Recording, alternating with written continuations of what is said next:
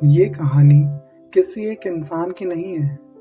ये कहानी उस पल की है जब एक महान कलाकार धीरे धीरे अपने ही अंदर खोने लगता है। जब दुनिया उसे अब भी एक जीनियस समझ रही होती है, लेकिन उसके अंदर कुछ टूट चुका होता है। कुछ ऐसा जो दिखाई नहीं देता, कुछ ऐसा जो आवाज़ नहीं करता, लेकिन धीरे धीरे सब कुछ अपने अंदर निगल जाता है। ये कहानी है वास्लाव निजिंस्की की, एक ऐसे इंसान की जिसे कभी दुनिया का सबसे महान डांसर कहा जाता था।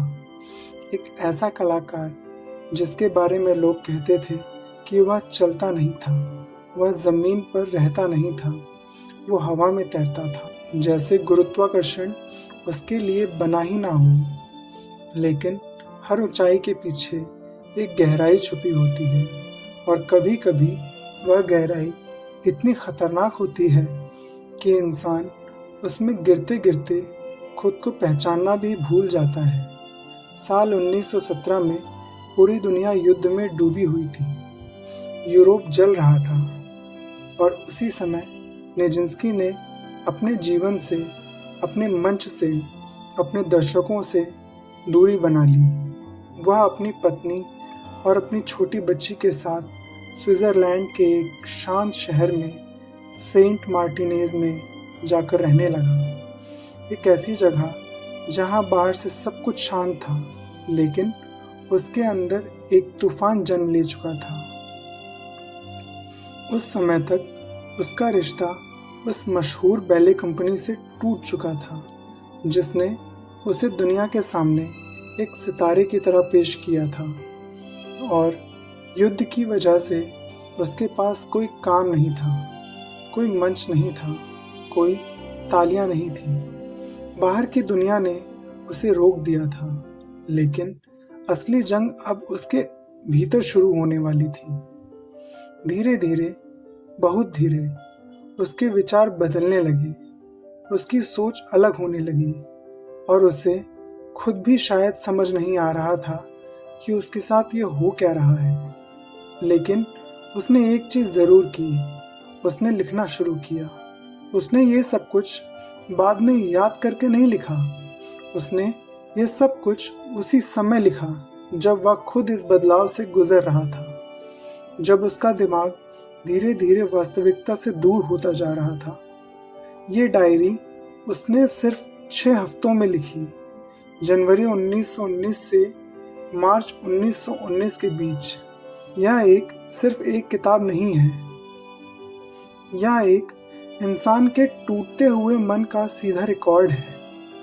इतिहास में बहुत से महान कलाकार पागलपन की तरफ गए हैं, बहुत से नाम हैं, लेकिन किसी ने भी अपने उस सफ़र को इस तरह से उसी समय, उसी हालात में दर्ज नहीं किया जैसे निजिंस्की ने किया। ये डायरी हमें सिर्फ उसके विचार नहीं बताती,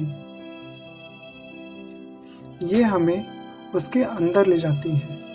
हमें दिखाती है कि एक महान दिमाग कैसे धीरे धीरे खुद को खो देता है।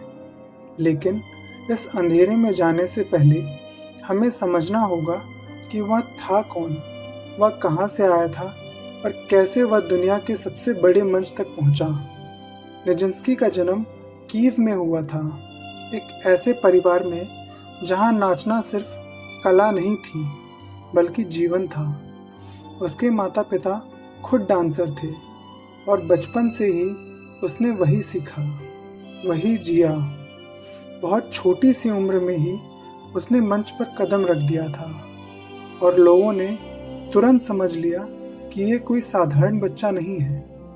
वह स्कूल में बहुत अच्छा छात्र नहीं था, लेकिन जब बात नृत्य की आती थी तो वो बाकी सबसे अलग था। जैसे उसके अंदर कोई ऐसी शक्ति थी जिसे शब्दों में समझना मुश्किल हो। जब वह बड़ा हुआ तो उसे सीधे उस स्तर पर रखा गया जहां आम डांसर सालों के बाद पहुंचते हैं, और वहीं से उसकी कहानी एक नई दिशा में बढ़ने लगी। धीरे धीरे वो सिर्फ एक डांसर नहीं रहा, वह एक सेंसेशन बन गया, एक ऐसा नाम जिसे लोग देखने के लिए दीवाने हो जाते थे। लेकिन उसके जीवन में सिर्फ कला नहीं थी, उसमें रिश्ते थे, जटिलताएं थीं और ऐसे फैसले थे जिन्होंने उसकी ज़िंदगी को बदल दिया। उसकी मुलाकात सर्गे दियागलेव से हुई, एक ऐसा आदमी जिसने न सिर्फ उसे दुनिया के सामने पेश किया बल्कि उसकी ज़िंदगी को पूरी तरह से बदल दिया। उन दोनों का रिश्ता सिर्फ पेशेवर नहीं था, वह व्यक्तिगत भी था, गहरा भी था और जटिल भी। इसी रिश्ते ने निजिंस्की को उस ऊंचाई तक पहुंचाया जहां वह अंतर्राष्ट्रीय सितारा बन गया। लेकिन यही रिश्ता आगे चलकर उसके जीवन में तूफान भी लेकर आया। दुनिया उसे एक चमत्कार की तरह देख रही थी, एक ऐसा इंसान जो असंभव को संभव बना देता था। लेकिन किसी को ये नहीं दिख रहा था कि उसके अंदर क्या चल रहा है। मंच पर वह जितना शक्तिशाली था, मंच के बाहर उतना ही शांत, उतना ही अलग, जैसे कि वह दुनिया से थोड़ा दूर रहता हो। और शायद यही दूरी धीरे धीरे एक खाई बन गई, एक ऐसी खाई जिसमें वह खुद गिरने वाला था। और जब वह गिरा तो उसने हमें सब कुछ लिखकर बता दिया। यहाँ से अब हम बाहर से देखने वाले नहीं रहे, अब हम उसके अंदर जाएंगे, उसके दिमाग के भीतर, उसके विचारों के बीच, जब शब्द सीधे नहीं चलते, जहाँ अर्थ टूटते हैं, जहाँ सच और भ्रम एक दूसरे में घुल जाते हैं। और यही वो जगह है जहाँ से ये डायरी शुरू होती है। वो लिखता है जैसे कोई समझना नहीं चाहता, बल्कि जैसे कोई खुद को पकड़ने की कोशिश कर रहा हो, जैसे कोई गिरते हुए अपने ही विचारों को थामना चाहता हो। वह बाहर एक ही बात दोहराता है, वो कहता है कि वो महसूस करता है, वो सोचता नहीं, वो महसूस करता है। और यही उसकी सबसे बड़ी सच्चाई बन जाती है। उसके लिए दुनिया अब तर्क से नहीं चलती, बल्कि अनुभवों से चलती है। एक ऐसा अनुभव जो कभी बहुत गहरा है, मगर कभी बहुत डरावना है, और कभी कभार इतना उलझा हुआ है कि वो खुद भी उसे समझ नहीं पाता। वो लिखता है कि लोग उसे समझते नहीं हैं, कि लोग झूठे हैं, कि दुनिया में सच्चाई खो चुकी है, और वो खुद को उस सच्चाई का हिस्सा मानता है जिसे कोई देख नहीं पा रहा। धीरे धीरे उसके शब्द बदलने लगते हैं, उसकी भाषा बदलने लगती है, वो खुद को एक अलग नज़र से देखने लगता है, जैसे अब सिर्फ एक इंसान नहीं रहा बल्कि कुछ और बन गया हो। कभी वो खुद को ईश्वर से जोड़ता है, कभी वो कहता है कि वो खुद ईश्वर है, कभी वो कहता है कि वह ईश्वर को महसूस करता है, और कभी वो खुद को ही उस शक्ति का हिस्सा मानने लगता है। ये बदलाव अचानक नहीं आता, ये धीरे धीरे आता है, हर पंक्ति के साथ, हर विचार के साथ, और यही इसे और ज़्यादा खतरनाक बनाता है। उसके भीतर एक अजीब सा संघर्ष चल रहा था। एक तरफ वो दुनिया से कट रहा था और दूसरी तरफ वो किसी गहरे अर्थ को पकड़ने की कोशिश कर रहा था। वह लोगों पर भरोसा नहीं करता, वो अपने आसपास के लोगों से दूर हो रहा है, लेकिन वो ये भी चाहता है कि कोई उसे समझे, कोई उसकी बात सुने, कोई उस सच्चाई को देखे जो वो देख रहा है।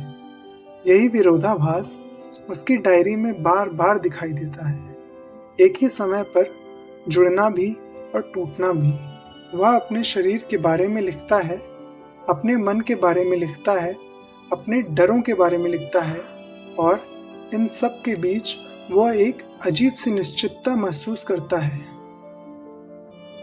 जैसे उसे यकीन है कि वो सही है, कि जो वो देख रहा है वो सच है, चाहे दुनिया कुछ भी कहे। ये वही बिंदु है जहाँ एक इंसान धीरे धीरे वास्तविकता से दूर होने लगता है, लेकिन उसे खुद इसका एहसास नहीं होता।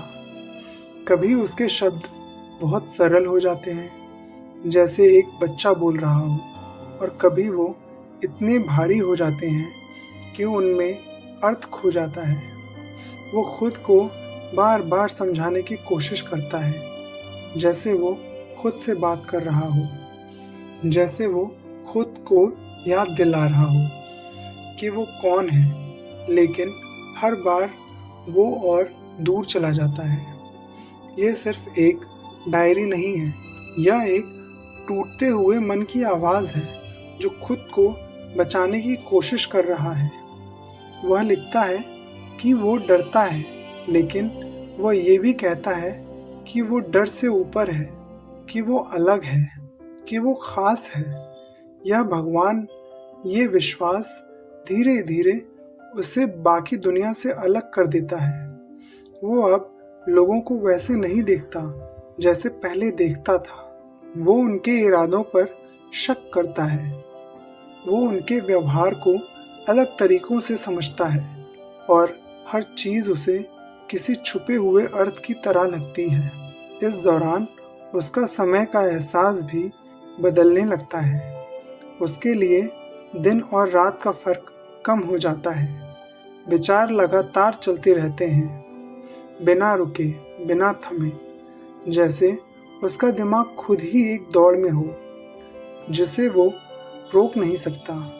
और इसी दौड़ में उसकी पहचान धीरे धीरे धुंधली होने लगती है। वो अब सिर्फ एक डांसर नहीं रहा, वो अब सिर्फ एक इंसान नहीं रहा, वो अब कुछ और बनने की कोशिश कर रहा है, या शायद वह खुद को खो चुका है। उसकी डायरी में ये सब साफ दिखाई देता है, लेकिन वो खुद इसे नहीं देख पाता।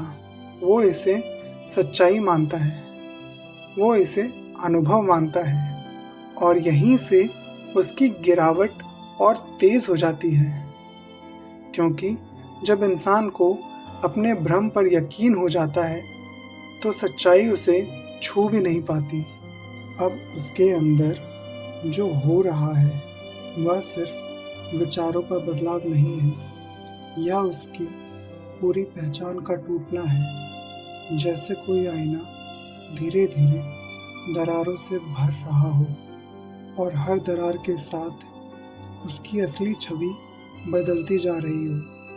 वो अब दुनिया को सिर्फ देख नहीं रहा, वो उसे महसूस कर रहा है। लेकिन ये महसूस करना अब सामान्य नहीं रहा, ये एक तीव्र असहनीय अनुभव बन चुका है, जहाँ हर चीज़ का मतलब बढ़ गया है। हर घटना के पीछे कोई संकेत है, हर आवाज़ में कोई संदेश छुपा हुआ है।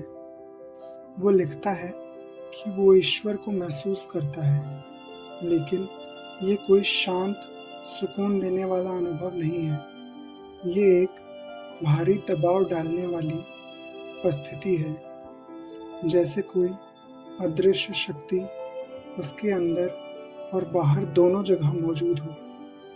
वो खुद को उस शक्ति से अलग नहीं देख पाता। कभी वो कहता है कि ईश्वर उसके अंदर है, और कभी वो महसूस करता है कि वो खुद ही ईश्वर का एक रूप है। ये विचार धीरे धीरे उसके पूरे अस्तित्व को घेर लेते हैं, और यहीं से उसकी वास्तविकता पूरी तरह बदलने लगती है। अब उसके लिए लोग सिर्फ लोग नहीं रहे, वो उन्हें अलग नज़र से देखने लगता है, जैसे हर इंसान एक भूमिका निभा रहा हो, जैसे हर कोई किसी छुपे हुए खेल का हिस्सा हो। उसे लगता है कि लोग उसे समझ नहीं पा रहे, या शायद समझना ही नहीं चाहते, और ये भावना उसे और अकेला कर देती है। वो अपने आसपास के लोगों से दूर होता जाता है, लेकिन उसके अंदर ये विश्वास और मजबूत हो जाता है कि वो कुछ खास है, कि वो किसी बड़ी सच्चाई के करीब है। उसकी भाषा अब और ज़्यादा बिखरने लगती है। वो एक ही विचार को बार बार दोहराता है, जैसे वो खुद को यकीन दिलाने की कोशिश कर रहा हो, जैसे वो खुद से कह रहा हो कि जो वह महसूस करता है वही सच है। लेकिन हर दोहराव के साथ वो और गहराई में जाता है और वापसी का रास्ता और धुंधला हो जाता है। वो शरीर को भी अलग तरीके से महसूस करने लगता है, जैसे वह अपने शरीर से अलग हो रहा हो, जैसे उसका अस्तित्व सिर्फ विचारों में सिमट गया हो। वह प्यार के बारे में लिखता है, लेकिन वह प्यार भी अब सामान्य नहीं रहा। वह उसे एक दिव्य शक्ति की तरह देखता है, एक ऐसी चीज़ जो सब कुछ जोड़ती है। लेकिन उसी के साथ वो ये भी महसूस करता है कि लोग उस प्यार को समझते नहीं हैं, कि दुनिया उस सच्चाई से दूर हो चुकी है। ये विरोधाभास उसे अंदर से तोड़ता है। एक तरफ वो जुड़ना चाहता है, दूसरी तरफ वो खुद को अलग कर चुका है। धीरे धीरे उसका डर भी बदलने लगता है। वो अब किसी बाहरी चीज़ से नहीं डरता, बल्कि अपने ही विचारों से डरने लगता है, अपने ही अनुभवों से डरने लगता है, क्योंकि वो उन्हें नियंत्रित नहीं कर पा रहा। उसका दिमाग लगातार चल रहा है, बिना रुके, बिना थमे, और हर विचार पिछले से ज़्यादा भारी होता जा रहा है। वो लिखता है जैसे वो दौड़ रहा हो, लेकिन उसे खुद नहीं पता कि वो कहाँ जा रहा है। अब वो समय को भी अलग तरीकों से महसूस करता है, जैसे सब कुछ एक साथ हो रहा हो, जैसे अतीत, वर्तमान और भविष्य एक ही बिंदु में सिमट गए हों। ये अनुभव उसे और उलझन देता है, क्योंकि वो खुद को किसी एक जगह पर स्थिर नहीं रख पाता। उसकी पहचान, उसका समय, उसका शरीर, सब कुछ धीरे धीरे घुलने लगता है। और इसी बीच वह एक अजीब सी शांति की बात भी करता है, जैसे इस पूरे तूफान के बीच उसे कहीं कहीं सुकून मिल रहा हो। लेकिन वो सुकून भी स्थायी नहीं है। वह आता है और चला जाता है, जैसे कोई झलक जो बस एक पल के लिए दिखाई देती है और फिर गायब हो जाती है। ये वह बिंदु है जहाँ एक इंसान पूरी तरह दो दुनिया के बीच फंस जाता है, एक वो जो सच है और एक वो जो वह खुद बना रहा है। और सबसे खतरनाक बात यह है कि अब उसे फर्क नहीं दिख रहा कि कौन सी दुनिया असली है। उसकी डायरी में ये संघर्ष साफ दिखाई देता है, लेकिन उसके लिए ये संघर्ष नहीं है, ये उसकी सच्चाई है, उसका अनुभव है, और वो उसे पूरी तरह जी रहा है। और जैसे जैसे ये अनुभव गहरा होता जाता है, वो खुद से और दूर हो जाता है। अब वो बिंदु आ चुका है जहाँ उसके अंदर का मैं धीरे धीरे मिटने लगता है, जैसे कोई नाम जो बार बार बोलने पर अपनी पहचान खो देता है, जैसे कोई चेहरा जो आईने में दिख तो रहा है लेकिन अब अपना नहीं लगता। वो लिखता है, लेकिन अब ऐसा लगता है जैसे वो खुद नहीं लिख रहा, जैसे उसके अंदर कोई और बोल रहा है, कोई और सोच रहा है, और वो सिर्फ उस आवाज़ को शब्द दे रहा है। यही वो पल है जहाँ एक इंसान अपने ही अस्तित्व से अलग होने लगता है। वो अपने नाम को, अपनी पहचान को, अपनी यादों को पकड़ने की कोशिश करता है, लेकिन हर बार वो थोड़ा और फिसल जाता है। वो खुद को याद दिलाता है कि वो कौन है, लेकिन हर बार ये याद कमज़ोर हो जाती है। अब वो सिर्फ एक व्यक्ति नहीं है, वो एक विचार बनता जा रहा है, एक भावना, एक अनुभव जो किसी एक शरीर में सीमित नहीं है। वो बार बार मैं शब्द का इस्तेमाल करता है, लेकिन उस मैं का मतलब बदल चुका है। कभी वो खुद को इंसान मानता है, कभी वो खुद को ईश्वर के करीब महसूस करता है, और कभी वो महसूस करता है कि वो दोनों के बीच कहीं है, एक ऐसी जगह जहाँ कोई स्पष्ट सीमा नहीं है। ये धुंधलापन उसकी पूरी सोच को घेर लेता है और यहीं से उसकी पहचान पूरी तरह बिखरने लगती है। अब उसे अपने शरीर पर भी पूरा नियंत्रण महसूस नहीं होता, जैसे उसका शरीर कुछ और कह रहा हो और उसका मन कहीं और हो। वो खुद को देखता है जैसे कोई बाहर से देख रहा हो, जैसे वो अपने ही जीवन का दर्शक बन गया हो। ये अनुभव उसे और अलग कर देता है और वो इस अलगाव को समझने की कोशिश करता है, लेकिन हर कोशिश उसे उलझा देती है। उसकी भाषा अब और ज़्यादा दोहराव से भर जाती है, जैसे वो खुद को स्थिर रखने की कोशिश कर रहा हो, जैसे वो शब्दों के ज़रिए अपनी ही पहचान को बांधना चाहता हो, लेकिन हर दोहराव के साथ वो और टूटता जाता है। वो लिखता है कि वो सच्चाई जानता है, कि वो अलग है, कि वो ख़ास है, लेकिन इसी विश्वास में वो खुद को बाकी दुनिया से पूरी तरह अलग कर चुका है। अब उसे लोग दूर नहीं लगते, बल्कि अजनबी लगते हैं, जैसे वो उन्हें समझ ही नहीं पा रहा, जैसे वो किसी और दुनिया के हैं। वो उनके व्यवहार में छुपे हुए अर्थ को खोजता है, लेकिन हर अर्थ उसे और भ्रमित करता है। उसे लगता है लोग उसे नहीं समझ सकते, क्योंकि वो कुछ ऐसा देख रहा है जो बाकी कोई नहीं देख सकता। और इस बीच उसके अंदर एक गहरा अकेलापन भी जन्म लेता है। वो उस अकेलेपन को स्वीकार नहीं करता, वो उसे एक अलग ही तरह की सच्चाई मानता है। वो मानता है कि ये अलगाव ज़रूरी है, कि ये उसे उस जगह ले जा रहे हैं जहाँ वो पहुँचना चाहता है, जबकि सच ये है कि वो उस जगह नहीं जा रहा, वो खुद से दूर जा रहा है। उसका मैं अब एक स्थिर चीज़ नहीं रहा, वो हर पल बदल रहा है, हर विचार के साथ, हर शब्द के साथ, और धीरे धीरे वो उस बिंदु के करीब पहुंच रहा है जहां पहचान पूरी तरह खत्म हो जाती है, जहां इंसान खुद को पहचानना छोड़ देता है। और जब ऐसा होता है तो बचता क्या है? एक शरीर जिसमें कोई मैं नहीं है।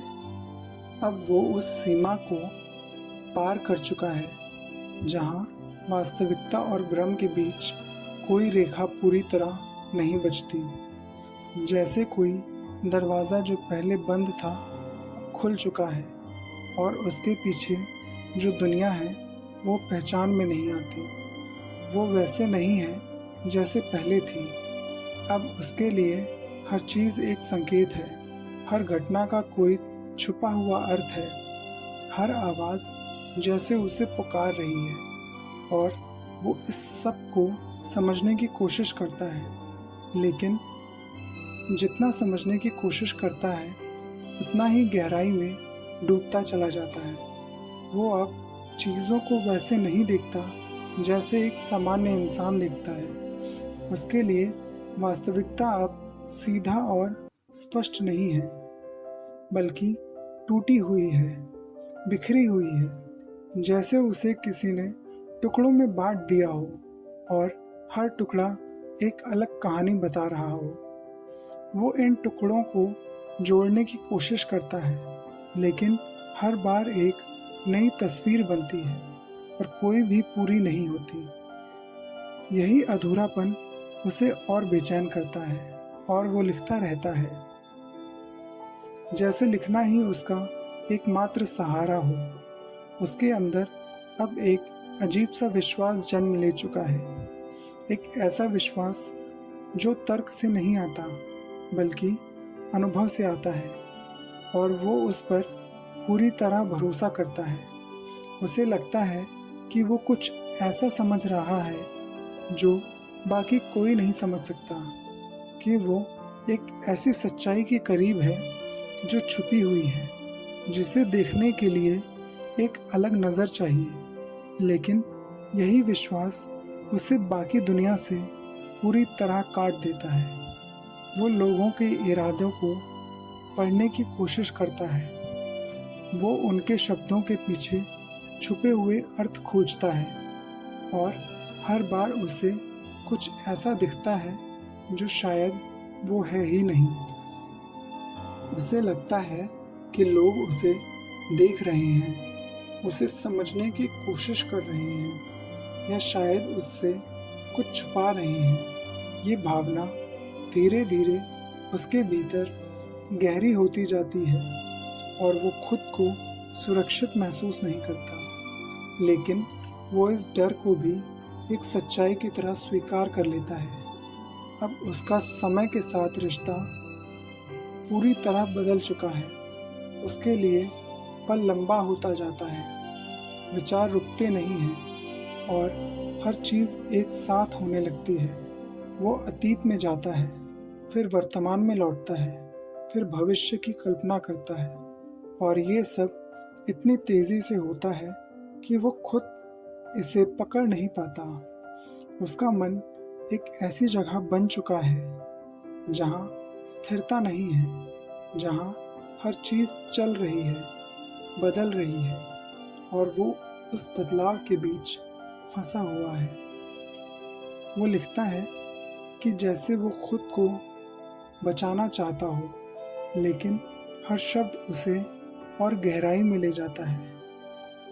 वो अपने अनुभवों को पकड़ने की कोशिश करता है, लेकिन वो अनुभव इतने तेज़ हैं, इतने उलझे हुए हैं कि वो उन्हें शब्दों में पूरी तरह बांध नहीं पाता। और शायद यही उसकी सबसे बड़ी त्रासदी है, कि वो सब कुछ महसूस कर रहा है, लेकिन उसे पूरी तरह समझ नहीं पा रहा। अब वो खुद को अलग नहीं मानता, वो खुद को इस पूरी दुनिया का हिस्सा मानता है, लेकिन एक ऐसा हिस्सा जो बाकी सब से अलग हो। यह विरोधाभास उसे और उलझन देता है, क्योंकि वो जुड़ा भी है और अलग भी, वो समझता भी है और खोया भी है, और इसी बीच उसकी वास्तविकता पूरी तरह बदल चुकी है। अब वो इस दुनिया में नहीं है जिसे हम सच कहते हैं, वो उस दुनिया में है जो उसके दिमाग ने बनाई है। और सबसे डरावनी बात यह है कि उसके लिए वो दुनिया अब सच है। अब वो उस किनारे पर खड़ा है जहाँ से वापसी लगभग असंभव हो जाती है, जहाँ इंसान अपने ही मन के सामने हारने लगता है, और उसे खुद भी शायद ये एहसास नहीं होता कि वो धीरे धीरे उस गहराई में उतर चुका है जहाँ से बाहर निकलना असंभव है। उसके विचार अब रुक नहीं रहे हैं, वो एक के बाद एक आते चले जा रहे हैं, जैसे कोई तूफान थमने का नाम ना ले रहा हो। इस तूफान के बीच वो खुद को संभालने की कोशिश कर रहा है, लेकिन हर कोशिश के साथ उसकी पकड़ और कमज़ोर होती जा रही है।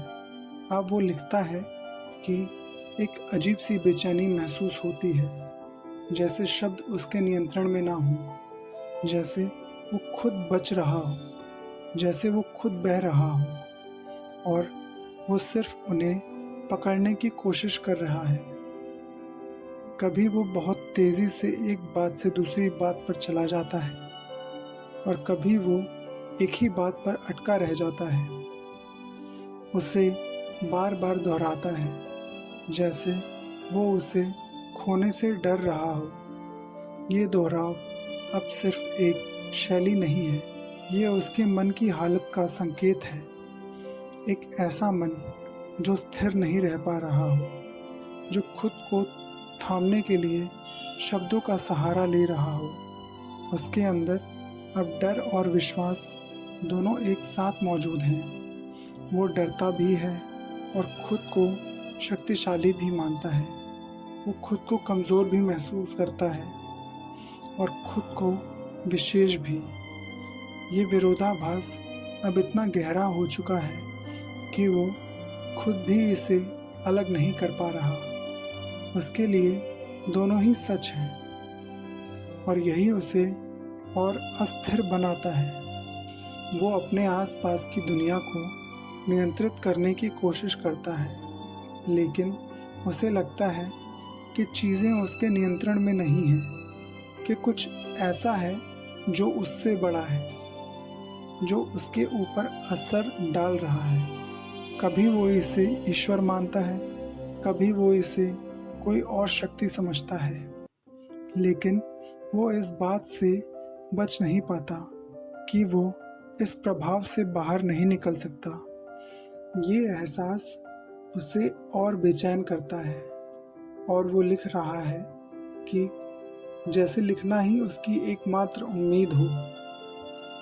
धीरे धीरे उसकी भाषा और बिखरने लगती है, वाक्य अधूरे लगते हैं, विचार अचानक से बदल जाते हैं और ऐसा लगता है जैसे उसका मन एक जगह पर टिक नहीं पा रहा हो। ये सिर्फ एक शैली नहीं है, ये उस बिखराव का संकेत है जो उसके अंदर चल रहा है। एक ऐसा बिखराव जो बाहर से दिखाई नहीं देता, लेकिन अंदर सब कुछ बदल देता है। अब वो खुद को समझाने की कोशिश नहीं करता, वो खुद को साबित करने की कोशिश नहीं कर रहा। वो चाहता है कि उसकी सच्चाई को कोई माने, कोई समझे, लेकिन उसके शब्द अब इतने उलझ चुके हैं कि उन्हें समझना मुश्किल हो जाता है। वो खुद अपनी ही भाषा में खोने लगता है। वो जो कह रहा है वो साफ है, लेकिन उसे ठीक से व्यक्त नहीं कर पा रहा। उसके अंदर एक गहरी थकान भी आने लगती है, जैसे वो इस लगातार चलने वाले विचारों से थक चुका हो, जैसे वो रुकना चाहता है लेकिन रुक नहीं पा रहा। ये थकान सिर्फ शारीरिक नहीं है, ये मानसिक है, भावनात्मक है। एक ऐसी थकान है जो इंसान को अंदर से खाली कर देती है और इस खालीपन में उसका नियंत्रण धीरे धीरे खत्म होने लगता है। अब वो अपने विचारों को नहीं चला रहा, वो विचार उसे चला रहे हैं। वो अब अपने मन का मालिक नहीं रहा, वो उसका कैदी बन चुका है। और जब इंसान अपने ही मन का कैदी बन गया हो तो सबसे खतरनाक कैद शुरू हो जाती है। अब वो अंतिम दहलीज के सामने खड़ा है, जहाँ एक इंसान और उसका मन अलग अलग दिशाओं में खिंचने लगते हैं, जहाँ पकड़ पूरी तरह ढीली हो जाती है और जो बचता है वो सिर्फ एक टूटती हुई चेतना होती है, जो खुद को संभालने की आखिरी कोशिश कर रही होती है। उसके शब्द अब सिर्फ शब्द नहीं रह गए हैं, वे बिखरे हुए टुकड़े हैं, जैसे किसी ने एक पूरी कहानी को तोड़कर अलग अलग हिस्सों में बांट दिया हो और अब वे हिस्से बिना क्रम के, बिना दिशा के सामने आ रहे हों। वो लिखता है कि अब लिखने में एक स्थिरता नहीं है, एक निरंतरता नहीं है। जैसे हर वाक्य अपने आप में पूरा है लेकिन अलग से जुड़ता नहीं, जैसे उसका मन एक जगह टिक नहीं पा रहा हो। कभी वो बहुत तेज़ी से विचार बदलता है और कभी वो एक ही विचार में फंस जाता है, उसे बार बार दोहराता है, जैसे वो उसे छोड़ना नहीं चाहता। यह दोहराव अब एक पैटर्न बन चुका है, ऐसी लय जो उसके टूटते हुए मन की पहचान बन गई है।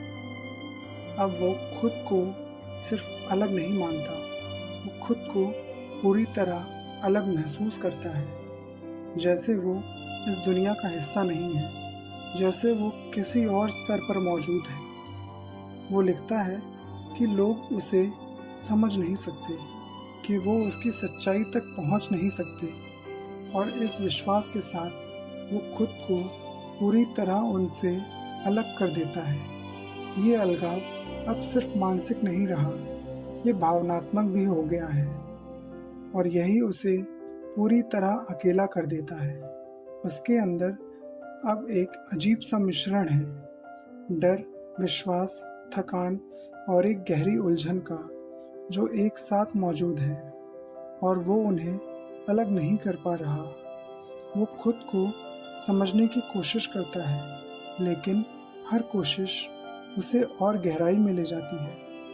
वो अब ये भी नहीं तय कर पा रहा कि कौन सा विचार उसका है और कौन सा उसका नहीं है। जैसे उसकी अपनी आवाज़ भी अब साफ नहीं रही।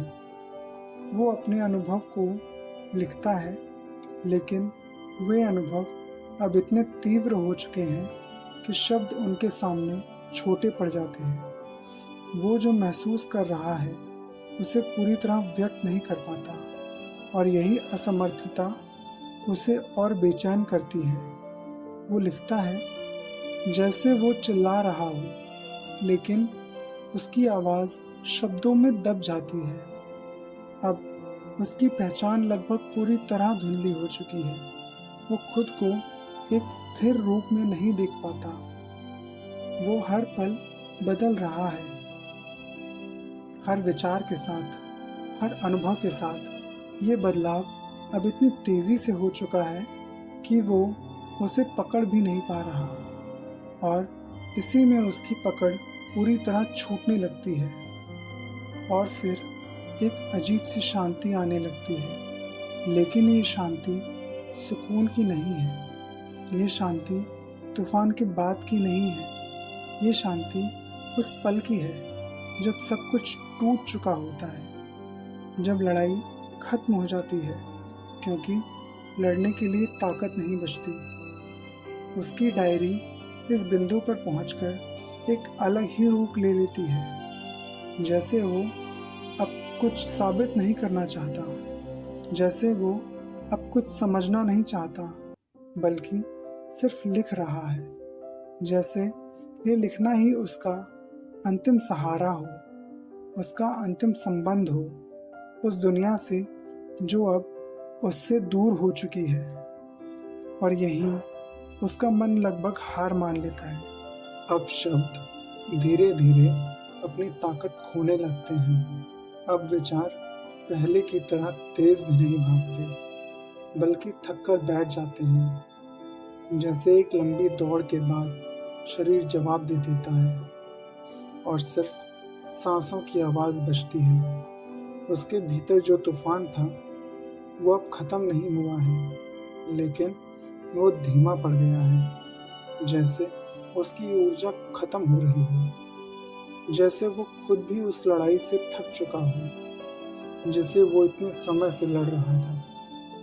अब उसकी लिखावट में एक अलग तरह की शांति दिखाई देती है, लेकिन ये शांति वैसी नहीं है जैसी हम सब समझते हैं। ये राहत की शांति है, ये स्वीकृति की शांति है, ये एक खालीपन की शांति है, एक ऐसी जगह जहाँ भावनाएं भी धीमी पड़ जाती हैं और विचार भी। वो अब पहले की तरह खुद को साबित नहीं करता। वो अब बार बार अपने विचारों को पकड़ने की कोशिश नहीं करता, जैसे कि उसने कोशिश करना ही छोड़ दिया हो। वो लिखता है, लेकिन अब उसमें वो बेचैनी नहीं है जो पहले थी। उसमें एक थकान है, एक भारीपन है, जैसे हर शब्द लिखना अब एक प्रयास बन चुका है। वो अब दुनिया को वैसे नहीं देखता जैसे पहले देखा करता था, ना ही वो उसे समझने की कोशिश करता है जैसे उसने स्वीकार कर लिया हो। कि समझना संभव नहीं है कि जो हो रहा है वो उसके नियंत्रण से बाहर हो। उसके अंदर अब एक अजीब सा खालीपन है, जैसे भावनाएं धीरे धीरे खत्म हो रही हैं, जैसे वो महसूस करना कम कर रहा हो। ये खालीपन डराने वाला है, क्योंकि ये उस ऊर्जा के बाद आता है जो पहले उसके अंदर थी। वो तीव्रता, वो गहराई, वो संघर्ष अब सब धीमा हो चुका है और उसकी जगह एक सन्नाटे ने ले लिया है। वो अपने बारे में लिखता है, लेकिन अब वो खुद को पकड़ने की कोशिश नहीं करता, जैसे उसने अपनी पहचान को जाने दिया हो। जैसे अब उसे फर्क नहीं पड़ता कि वो कौन है। ये वो बिंदु है जहाँ इंसान अपने मैं से पूरी तरह दूर हो जाता है, जहाँ पहचान अब एक ज़रूरी चीज़ नहीं रहती, बल्कि एक बोझ बन जाती है। वो अब लोगों के बारे में भी कम लिखता है, जैसे दुनिया से उसका संबंध और कमज़ोर हो गया हो, जैसे वो अब उस दुनिया का हिस्सा नहीं रहा। उसके लिए अब सब कुछ दूर है, धुंधला है, और वो उस धुंध में खड़ा है, बिना किसी दिशा के, बिना किसी उद्देश्य के। और इन सब के बीच एक सन्नाटा है, गहरा, भारी सन्नाटा, जो शब्दों के बीच में भी सुनाई देता है। ये सन्नाटा ही उसकी डायरी का आखिरी स्वर बन जाता है, क्योंकि अब उसके पास कहने के लिए कुछ बचा ही नहीं है, या शायद वो कह नहीं पा रहा। ये अंत किसी कहानी का अंत नहीं है, ये एक प्रक्रिया का अंत है। एक ऐसी प्रक्रिया जो हमें दिखाती है कि इंसान कैसे धीरे धीरे अपने ही मन को खो सकता है। उसकी डायरी हमें जवाब नहीं देती, वो हमसे सवाल करती है। वो हमें ये दिखाती है कि दिमाग कितना शक्तिशाली है और कितना नाजुक भी। और जब ये नाजुकता टूटती है तो आवाज़ नहीं होती, सिर्फ सन्नाटा रह जाता है।